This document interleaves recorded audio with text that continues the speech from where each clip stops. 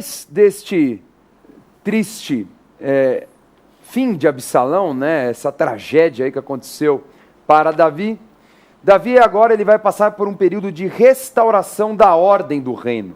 E exatamente esse é o tema da aula de hoje, porque Davi está num cenário extremamente caótico e ele vai ter que colocar em ordem, porque há uma série de intrigas entre as tribos do norte e as tribos do sul, que no caso seria a tribo de Judá. Então vamos começar lendo o capítulo 20, o primeiro adversário que Davi vai enfrentar para deixar o seu reino em ordem.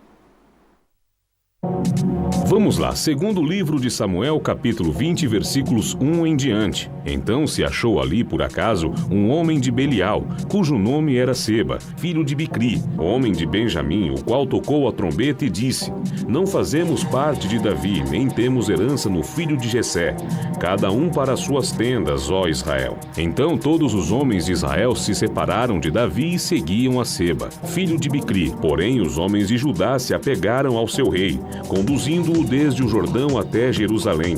Então o perseguiram os homens de Joabe, a guarda real e todos os valentes. Esses saíram de Jerusalém para perseguirem Seba, filho de Bicri. Amasa não se importou com a espada que estava na mão de Joabe, de sorte que este o feriu com ela no abdômen e lhe derramou por terra as entranhas.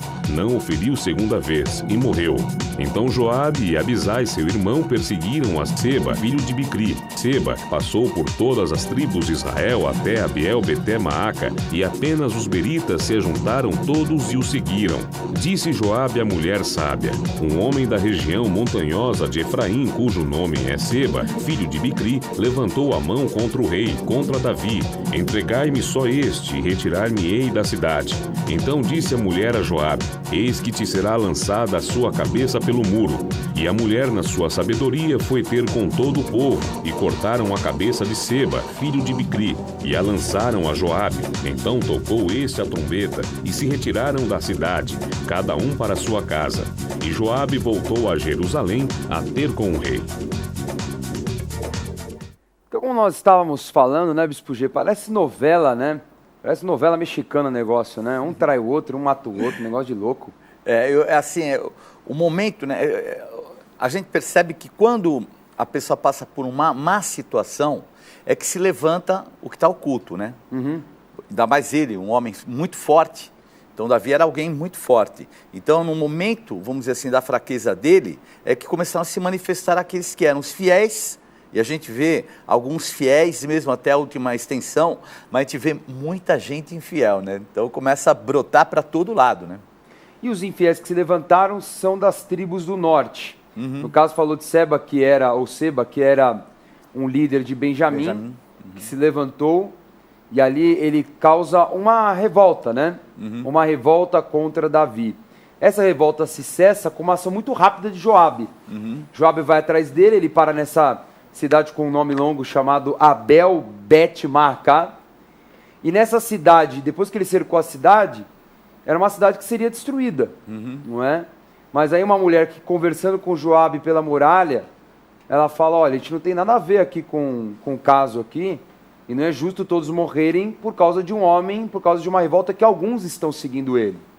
Então Joabe falou: tudo bem, você dá o cara morto, está tudo resolvido. E foi o que aconteceu, não é? Em tese foi isso. Agora, algo interessante nesse texto, no capítulo 20, que tudo bem, a revolta se acalmou, foi controlada ali a situação, mas nós temos a morte de um general muito importante chamado Amasa. Um general que foi levantado por Absalão, e Davi o levantou para ser o seu general no lugar de Joabe, porque Joabe desobedeceu a Davi e matou Absalão por vingança.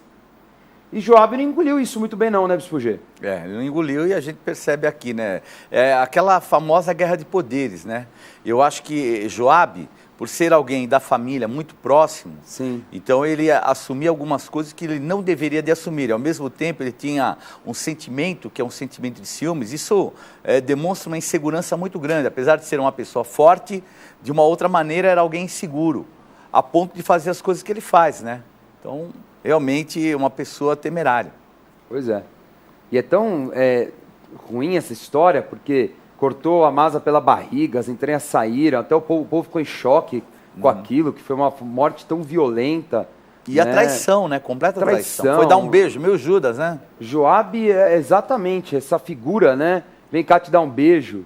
Segura ele pela barba e fincou a espada, abriu aqui, né, a barriga dele. Então é uma pessoa extremamente violenta, né? A gente vê que Joabe é uma pessoa sem pudor algum. Mas, por fim, essa atitude violenta e tudo que se desenrolou, terminaram então todas as revoltas, né? Não teve mais revolta. O povo de Israel todo agora estava a serviço de Davi, Judá também estava a favor, então estava controlada a situação de caos em Israel. Todos agora estavam debaixo do domínio de Davi, aceitaram o domínio de Davi. Pois bem, começa uma série de situações estranhas ali no reinado. Primeiro que nós vamos ver aqui, que Davi, ele precisa resolver a situação daquelas 10 concubinas, que haviam se deitado com Absalão publicamente. Davi toma a seguinte decisão: não mata, não abandona, ele simplesmente continua amparando, dando alimento, mas não tem mais relações com elas. Então essas concubinas passam as suas vidas como viúvas. É o que está lá no versículo 3 do capítulo 20. Depois nós vemos no capítulo 21, que 3 anos seguidos de seca em Israel, em toda aquela região. Então, quando tem seca, não tem agricultura. Se não tem agricultura, não tem comida. Então o povo começa a passar muita necessidade. Davi não compreendia o que estava acontecendo, mas logo lhe foi revelada a situação. Vamos ler essa passagem. Vamos lá, segundo livro de Samuel, capítulo 21, versículos 1 em diante. Houve em dias de Davi uma fome de 3 anos consecutivos. Davi consultou ao Senhor, e o Senhor lhe disse: há culpa de sangue sobre Saul e sobre a sua casa, porque ele matou os gibeonitas. Então chamou o rei os gibeonitas e lhes falou: os gibeonitas não eram dos filhos de Israel, mas do resto dos amorreus. E os filhos de Israel lhes tinham jurado poupá-los, porém Saul procurou destruí-los no seu zelo pelos filhos de Israel e de Judá. Então nós vemos nesse texto que a causa de ter aquela seca, aquela necessidade, era a quebra de uma aliança. E essa aliança foi feita entre Israel e os gibeonitas lá no livro de Josué, né, Bispo G? Isso, algo que foi feito e que nós sabemos, inclusive, que os gibeonitas na época não foram, vamos dizer, estavam querendo preservar a vida, mentiram, fizeram uma aliança baseada em mentira, mas o erro foi de Josué. Josué não consultou o Senhor e fez aliança com eles. E a aliança estava feita, uma aliança que ele tinha feito em nome de Deus. Então era uma aliança espiritual, não era só uma aliança entre ele e os gibeonitas, mas era uma aliança entre eles, os gibeonitas e Deus. Então isso é uma analogia muito importante, Dani, principalmente para os casamentos. Porque as pessoas acham que fazem aliança somente com o seu marido, com a sua mulher. E se esquecem que estão fazendo uma aliança com Deus. Então Deus faz parte de uma aliança. A aliança conjugal matrimonial ela é uma das mais importantes, porque ela traz, vamos dizer assim, uma analogia do que é o casamento da noiva, né, a igreja com Cristo, que é o cabeça. Então essa analogia é algo muito forte. Então as pessoas muitas vezes falam: não, eu quis outra pessoa, e simplesmente rompe a aliança por causa de uma outra pessoa. Isso é uma malignidade muito grande. A gente percebe aqui que Saul, no zelo dele, né, tem um detalhe. Saul com zelo vai e mata os gibeonitas e quebra toda uma aliança e atrai maldição sobre ele e sobre Israel. Vamos ver nesse mapa, a região de Gibeão ficava a noroeste de Jerusalém, e foi um dos reinos, né, que Josué conquistou. Ele não conquistou pela força essa terra, porque ele tinha feito essa aliança aí com os gibeonitas de jamais matá-los, destruí-los, enfim, e os gibeonitas passaram a ser servos de Israel. Realmente um caos que é resolvido de uma forma trágica também, porque os gibeonitas pedem em vingança a morte de alguns da família de Saul, e assim renovam a aliança. É claro que nós estamos falando de uma condição tribal, de guerra, onde é extremamente violenta. Estamos falando de 3.000 anos atrás. Isso não cabe hoje à sociedade moderna, não é? Mas aquela situação foi resolvida dessa forma. Havia uma brecha, né? Havia um preço de sangue, né, por aquilo que Saul fez contra os gibeonitas, e foi pago também com o sangue da família de Saul.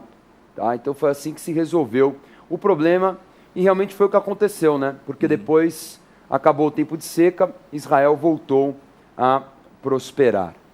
Bom, vamos continuar lendo este capítulo, que agora nós vamos falar sobre os valentes de Davi, porque Davi começa a fazer uma relação de todos os grandes homens, grandes feitos, grandes heróis, desde o momento que Davi era fugitivo ali na caverna de Adulão, até este momento de restauração da ordem do seu reino. Vamos ler. Vamos lá, segundo livro de Samuel, capítulo 21, versículos 15 em diante. De novo fizeram os filisteus guerra contra Israel. Desceu Davi com os seus homens e pelejaram contra os filisteus, ficando Davi muito fatigado. Isbi-Benob descendia dos gigantes. O peso do bronze de sua lança era de 300 siclos, e estava cingido de uma armadura nova. Este intentou matar a Davi, porém Abisai, filho de Zeruia, socorreu-o, feriu o filisteu e o matou. Então os homens de Davi lhe juraram, dizendo: nunca mais sairás conosco a peleja, para que não apagues a lâmpada de Israel.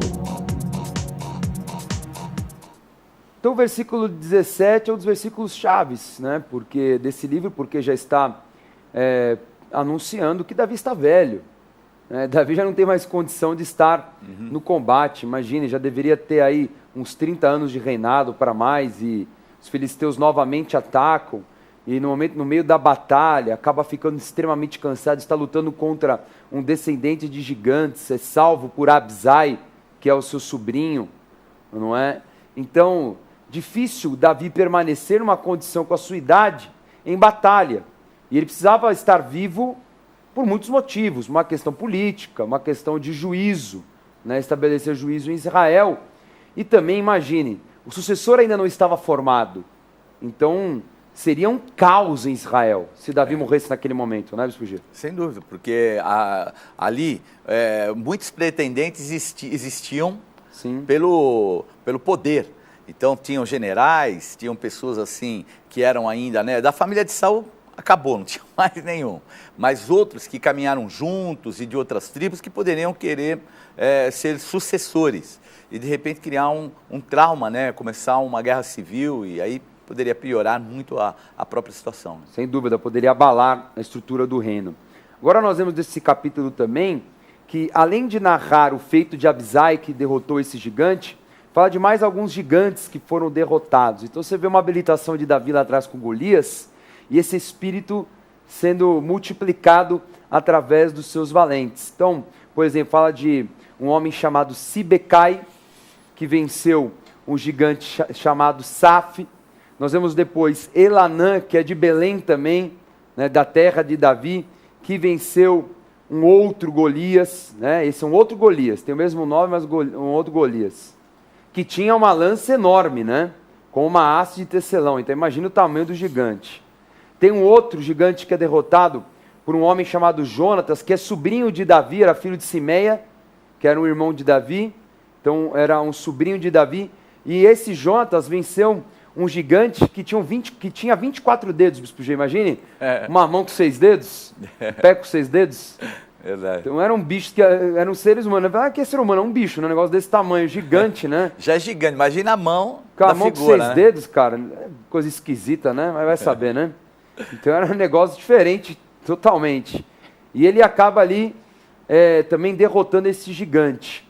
E todos eles vinham de uma cidade muito importante dos filisteus, chamada Gate.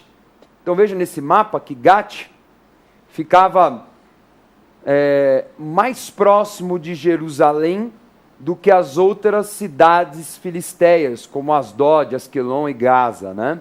Então você vê a cidade de Gate. Todos esses gigantes vinham de uma linha de gigantes de Gate. Muito bem. O capítulo 23 vai continuar a falar sobre valentes, mas valentes que não derrotaram só gigantes, mas derrotaram agora grandes exércitos e também heróis de guerra. Então vai falar de um homem chamado Josebe-Basebete. Agora começa os nomes bonitos. Né, Bispo G? Quem quer dar nome para o filho, que tal? Josebe-Basebete. Né? O filho vai ficar um pouco de raiva dele, mas tudo bem, né? Quantos apelidos dá para ter, né? Bete, José, Jô, né? Enfim. Josebe Bassebete. Ele feriu 800 homens em uma única batalha. Depois Eleazar, que lutou com os filisteus até a espada ficar presa na mão. Imagine que travou ali a articulação, não soltava mais a espada. Né? O outro chamado Samá, que defendeu um terreno de lentilhas dos filisteus também. Não saiu ali até matar todos os filisteus. Fala novamente sobre Abisai, que feriu 300 homens com lança. Depois Benaia, que matou 2 heróis moabitas, matou um grande guerreiro egípcio, um outro herói egípcio, e também matou um leão numa cova. E foi para tirar um lazer mesmo, né, sujeito? Eu vi ali o leão na cova, vou tirar um lazer. Vamos matar esse leão aqui dentro. Ele quis já, né, fazer, né, ser como os sucessores, né, que eram os valentes de Davi. Ele queria fazer igual Davi fez. Já viu o leão lá embaixo, já pulou lá. Quer dizer, não tinha nenhum porquê, vamos dizer, não tinha né? motivo, né? Mas ele falou, não, eu quero habilitação, eu quero me constituir. Pulou lá, fez como Davi fez. Aí vem uma relação depois, no capítulo 23, de 37 valentes, né? E os 3 mais importantes, talvez, mais louvados na época, são os 3 primeiros que nós falamos, né? José, Bassebete, Eleazar e Samá. Eram os 3 mais famosos heróis e Samá quer de dizer Davi. espanto. E ele devia ser alguém que causava espanto mesmo, né? Cara, Também era terrível. Então você vê que Davi realmente é formado sucessores tão fortes, talvez, Bispo G, mais fortes do que ele, né? Davi não matou Golias, bacana, mas a gente já vê caras aí que mataram gigantes, mataram 800 homens, que já era um nível de guerra até superior a Davi, né? Então, porque Davi os formou bem. Então você percebe, os sobrinhos de Davi, os sobrinhos, primos, era a família dele, né? Então muito próximo deles, foram todos adestrados por Davi. Então se Davi já era um grande guerreiro e ele foi aperfeiçoando, Sim. principalmente nessa época, né, quando eles ficaram fazendo as guerras de guerrilha. Então eles se aperfeiçoaram na guerra mais difícil que tem, que é a de fuga. Eles estavam sempre alguém no encalço, então eles tinham conflitos exteriores, interiores, internos e tal. Então eles se aperfeiçoaram muito, né, na arte, entre aspas, da guerra. E além do talento da guerra que eles desenvolveram, eles tinham uma fidelidade incomum, né? A fidelidade que eles tinham a Davi era algo impressionante. Vamos ler um texto que exemplifica essa fidelidade. Vamos lá, segundo livro de Samuel, capítulo 23, versículos 15 em diante. Suspirou Davi e disse: quem me dera beber água do poço que está junto à porta de Belém? Então aqueles 3 valentes romperam pelo acampamento dos filisteus e tiraram água do poço junto à porta de Belém. E tomaram-na e a levaram a Davi. E ele não a quis beber, porém a derramou como libação ao Senhor. E disse: longe de mim, ó Senhor, fazer tal coisa. Beberia eu o sangue dos homens que lá foram com perigo de sua vida? De maneira que não a quis beber. São estas coisas que fizeram os 3 valentes. Então você vê, Davi estava com sede, mas não era qualquer sede. Tinha que ser a água lá de Belém, porque a água era diferente, não é?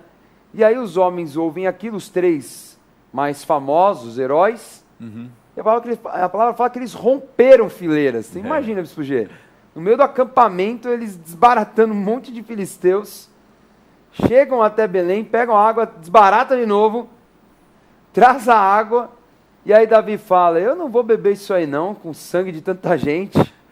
E ele entregou como uma oferta ao Senhor a água. E eles acho que entenderam isso. Não só entenderam, né? Porque a atitude de Davi foi assim: puxa, eu não posso beber algo que vocês arriscaram a vida. Então, existe né, um contexto até meio histórico, que existem pessoas que querem exercer a liderança através do medo. E muitos acham que através do medo você exerce uma liderança muito eficaz. Não é uma realidade. Ela é durante o período. Mas a liderança mais forte é a de admiração. Porque aqui você pode reparar, Davi já está velho.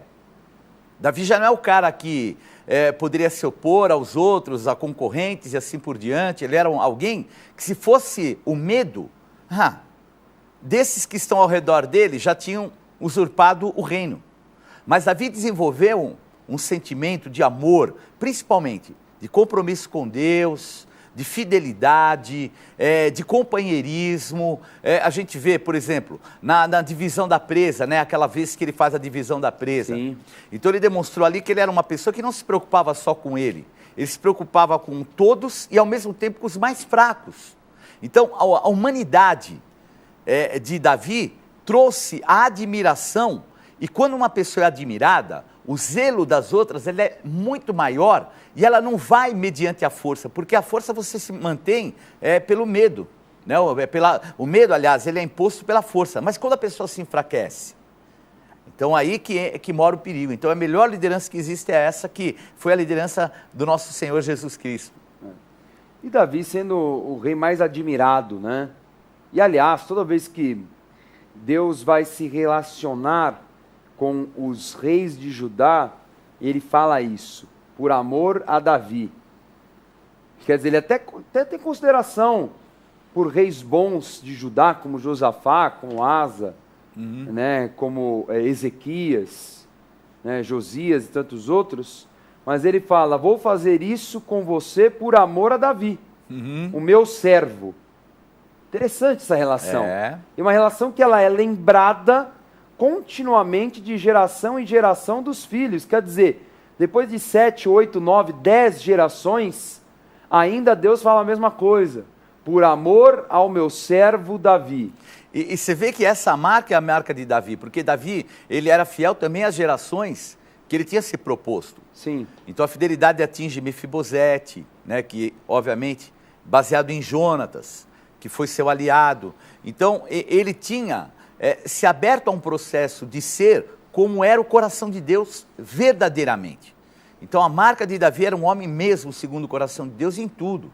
Obviamente tinha seus limites, suas falhas, mas veja, os valores mais importantes deles eram os valores que Deus ensinou, porque eram os valores de Deus.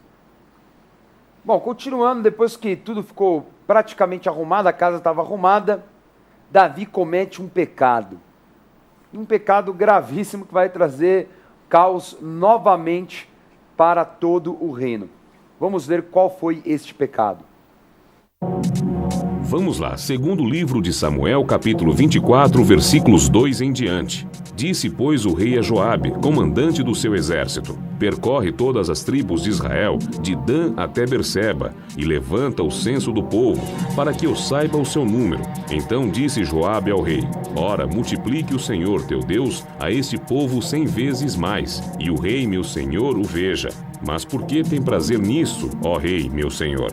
Deu Joabe ao rei o recenseamento do povo. Havia em Israel 800.000 homens de guerra, que puxavam da espada, e em Judá eram 500.000. Sentiu Davi bater-lhe o coração, depois de haver recenseado o povo, e disse ao Senhor, muito pequei no que fiz, porém agora, ó Senhor, peço-te que perdoes a iniquidade do teu servo, porque procedi muito loucamente. Então enviou o Senhor a peste a Israel, desde a manhã até o tempo que determinou, e de Dan até Berseba morreram 70.000 homens do povo.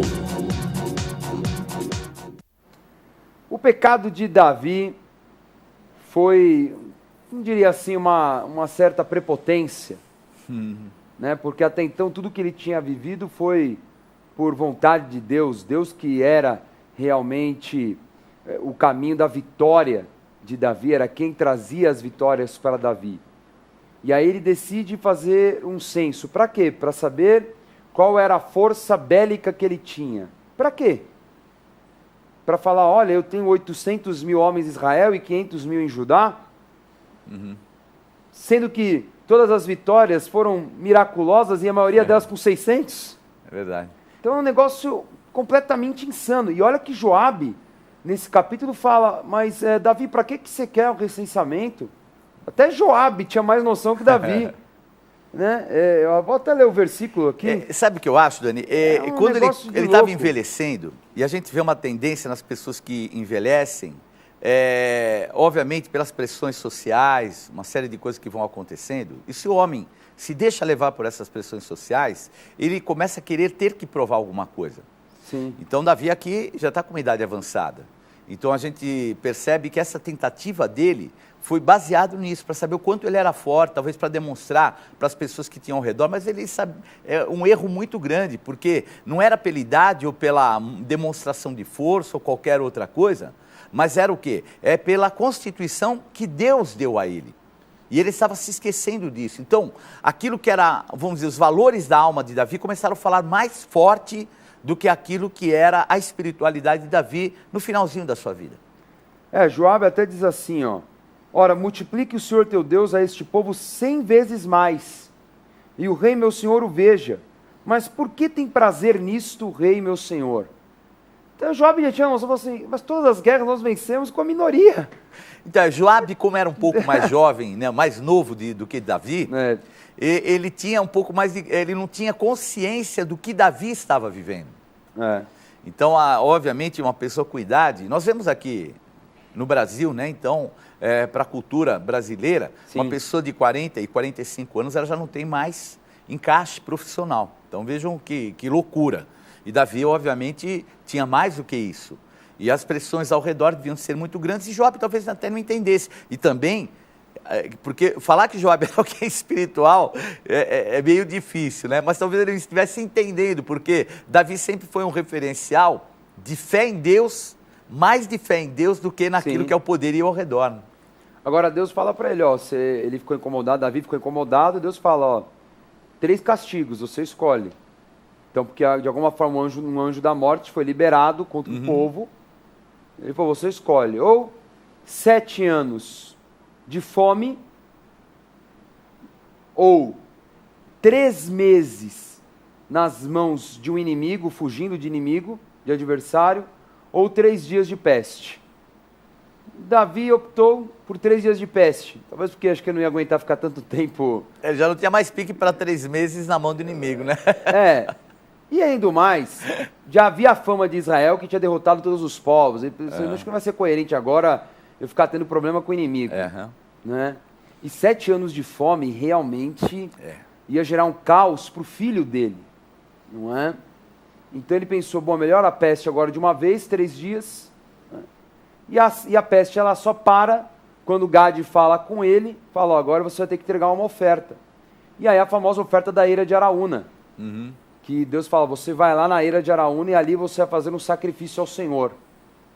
E quando ele chegar a essa eira, em vez de ele tomá-la, porque ele era rei, ele teria todo o poder de falar, Araúna, dá aí a tua eira, você é um estrangeiro, não quero nem saber, que eu preciso dela. Ele compra a eira. E compra a eira com esse sentimento, eu não vou dar algo ao Senhor que não me custe. Que não me custe, que não tem um preço a ser pago. Que mudança, né? Porque há pouco tempo atrás, o povo começou a pagar por ele. Porque a praga que veio atingiu o povo. Então, eu creio que aquilo que o Senhor estava também tratando no coração dele é porque ele precisava valorizar mais o povo do que a si próprio. Então, a perda, né? Porque ele começou a confiar. O que ele confiava? Quanto eu tenho de povo? Em 3 dias, ele já tinha perdido ali pelo menos, vamos dizer, 5%, vamos dizer, 3% do povo dele em 3 dias. Imagina se isso se prolonga, o que iria acontecer, a desgraça que ia ser. Então, ele começou a raciocinar de forma correta, valorizar o povo do que a si próprio, né? Que é uma marca espiritual. Amar a Deus sobre todas as coisas, ter o próximo como a ti mesmo. E aí o Senhor veio com o caminho para cessar a praga e que ele também fosse restituído nos seus valores. E a Bíblia narra que foram 70 mil homens mortos. Não é? E isso hoje, 70 mil pessoas que morrem de uma doença, é um caos, uma epidemia descontrolada. É uma cidade razoável ainda hoje em dia. Não é? Então, uma fatalidade, e Davi aprendeu a lição. Né? Que, na verdade, o segredo do seu reinado, do seu poder, estava em Deus. Né? Estava no temor ao Senhor. Aliás, Provérbios 1,7 fala isso, né? Salomão já fala, né? Que o temor do Senhor é o princípio do saber. Davi não estava muito sabido na hora, né? Não temeu ao Senhor e acabou aí sofrendo as consequências. Bom, a próxima aula vamos falar sobre Salomão. Vamos falar sobre a preparação da sucessão, já que Davi está velho. Muito bem, antes de nós revisarmos a aula de hoje, quero dar a dica Gospel Bay, que é esta coleção Formação de Escola de Profetas. Você está acompanhando a aula de Escola de Profetas? e você pode ter esse material didático. Então, por exemplo, a aula que eu estou dando hoje, junto com o Bispo G, que é de panorama bíblico, faz parte desse livro aqui, ó. Esse livro aqui, tá? Que é o livro Conhecendo os Livros da Bíblia. Então, ali trata livro a livro, né, as curiosidades históricas, o contexto geográfico e assim por diante. E tem mais esses 2 livros, Conhecendo o Mundo Espiritual e Aprendendo a se Relacionar com Deus. Esse material é essencial para quem faz o curso presencial de Escola de Profetas e para você que está em casa e quer aprender mais da Palavra de Deus, na sua igreja, na sua denominação, no seu ministério, você quer dar aula, ensinar as pessoas a ter mais conhecimento do mundo espiritual e assim por diante. Então adquira esta coleção por um preço super acessível, especial. Natal, né? Dar um presentão desse aí é uma bênção, não é? Então você pode acessar o site gospelbay.com.br ou pelo telefone 3500-1222, que é o nosso televendas. O pagamento é facilitado e você vai receber com toda a segurança e comodidade na sua casa. O Gospel Bay é a loja virtual da Rede Gospel de televisão. Nova loja Gospel Bay. Os seus artigos preferidos agora estão ainda mais acessíveis no site gospelbay.com.br. Mais ágil, mais simples e mais seguro. Acesse agora mesmo o novo site gospelbay.com.br e boas compras. Chegou a hora no programa Escola de Profetas da revisão. No programa de hoje, estudamos a restauração da ordem do reino de Israel, após a batalha entre Davi e Absalão. Davi conteve, através de Joabe, a revolta de Sebá. Amasa, recentemente general de Davi, foi morto em vingança por Joabe. Após 3 anos de seca, Davi mandou à forca 7 descendentes de Saul para quebrar a maldição causada pelo antigo rei, que havia quebrado a aliança com os gibeonitas. Também estudamos sobre os 37 valentes de Davi e suas façanhas memoráveis. Por fim, Davi pecou novamente ao levantar censo em Israel, gerando 3 dias de pestes que mataram 70.000 homens, e só se cessa quando Davi entrega oferta na eira da Araúna. Tome nota agora da agenda do programa Escola de Profetas. Não perca a oportunidade de se aperfeiçoar mais no conhecimento da Palavra de Deus e desenvolver seu ministério. Participe dos cursos do Centro de Estudos Apostólico. Para mais informações, acesse ceaapostólico.com.br ou entre em contato pelo telefone 11 3203 0641.